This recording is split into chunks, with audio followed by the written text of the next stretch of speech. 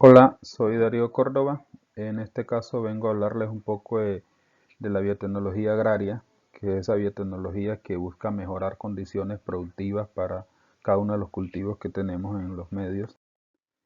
La primera pregunta nos dice que cómo podemos obtener variedades vegetales empleando la biotecnología y cómo se relaciona esto con la ingeniería genética. Es importante explicar que la ingeniería genética es un método por el cual se proporciona a las plantas nuevas propiedades genéticas, como transferencia de genes en el ADN o en el ARN recombinante, en el cual se cortan las enzimas y se unen para seguir la secuencia de ADN, recopilando y colocando en los vínculos del transporte del ADN, adecuando para que se pueda ver copiado y reflejado. Entonces, el procedimiento básicamente es que se localizan los genes y sus funciones. Esos se llevan a clonación directa y se aísla. Luego se relaciona en la cadena polímera su vector de la guanina, la tianina y la acetina. Hay tres puntos importantes en cuanto a las denominadas plantas biotecnológicas.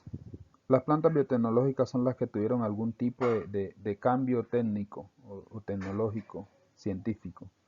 Entonces, la biotecnología en las plantas eh, nos da diferentes procesos, los cuales permiten que ese proceso ocurra a través de esos procesos técnicos. Generalmente se inicia con el cultivo in vitro. El cultivo in vitro es un proceso en el cual dentro de unos recipientes de vidrio se inician a gestar las semillas con una observación estricta y control total de las personas o científicos que se están haciendo la investigación. Entonces, de esos puntos importantes para esas plantas, se debe tener muy en cuenta de cómo mejorarles técnicamente la resistencia a las plantas. Entonces, se modifican genéticamente algunas condiciones para que ellas sean resistentes eh, a algunos tipos de hongos y bacterias que generan muchas de las enfermedades de esas plagas. Eh, Otro aspecto a tecnificar en las plantas es la fitorremediación. Es un proceso que permite que las plantas puedan absorber algunos químicos o agroquímicos y esto puede ayudar a descontaminar aguas, puede ayudar a descontaminar el suelo, como el caso de las macrófitas y otras plantas que ayudan mucho en las plantas de tratamiento. El tercer aspecto a tecnificar es la tolerancia al estrés abiótico, o sea, a todas esas condiciones adversas que conseguimos en diferentes suelos y cultivos. Es un impacto que tiene el clima sobre las plantas en relación a la temperatura, la luz, el viento y que son las variables para poder determinar la prosperidad de un cultivo. A veces tenemos suelos muy secos y hay que hacerle mejoras técnicas para que puedan soportar sequías. Otras veces suelos muy húmedos. Entonces, básicamente a eso se refiere la tolerancia al estrés abiótico. Dentro del mismo aspecto, hay unos términos básicos que se utilizan en estos procesos, como son los agronegocios. Los agronegocios son negocios o empresas que se encargan a manejar o efectuar diferentes actividades en cuanto a la agricultura y la ganadería. Eh, Empresas dedicadas a esos procesos de productos agrícolas y ganaderos. Los cultivos transgénicos son alimentos que han sido producidos a partir de modificación genética y se les ha introducido genes de otro organismo para producir ciertas características deseadas.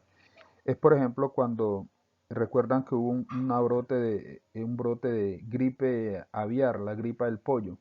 Entonces, como yo poder decir, bueno, voy a generar en laboratorio un pollo, pero con genes de loro, porque el loro no le da gripa. Entonces eso permite que mi pollo no vuelva a sufrir esas enfermedades.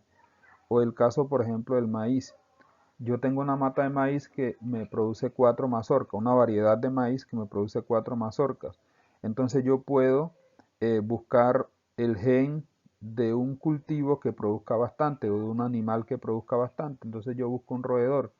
Entonces ya esa mazorca de maíz que yo produje en el proceso in vitro ya no me va a producir 4 mazorcas, sino que me va a producir 10 o 12 mazorcas. Entonces, y ese mercado de semillas, que es el mercadeo o el proceso de comercializar ese tipo de materiales vegetales con mejores condiciones a diferentes empresas reconocidas. La micropropagación de plantas tiene varios pasos, entre ellos lo más importante, uno puede decir que es la selección de la planta madre. Esa planta que va a ser la semilla base debe tener unas condiciones especiales, tener buen tamaño, estar libre de enfermedades, venir de otra planta con buenas condiciones, etc. Esa planta la introduzco en el cultivo in vitro, en esos frascos de vidrio en los cuales yo le hago un control estricto y puedo estar pendiente de cada uno de sus procesos. Una vez ya inician a tener los brotes, entonces luego se hace la multiplicación y propagación de esos brotes. Vale decir que la micropropagación es el conjunto de técnicas y métodos de cultivo de tejidos vegetales utilizados para multiplicar plantas asexualmente de forma rápida, eficiente y en grandes cantidades. Se utiliza para multiplicar nuevas plantas, como aquellas creadas mediante la ingeniería genética, la mutagénesis o la mejora genética. Muchas gracias.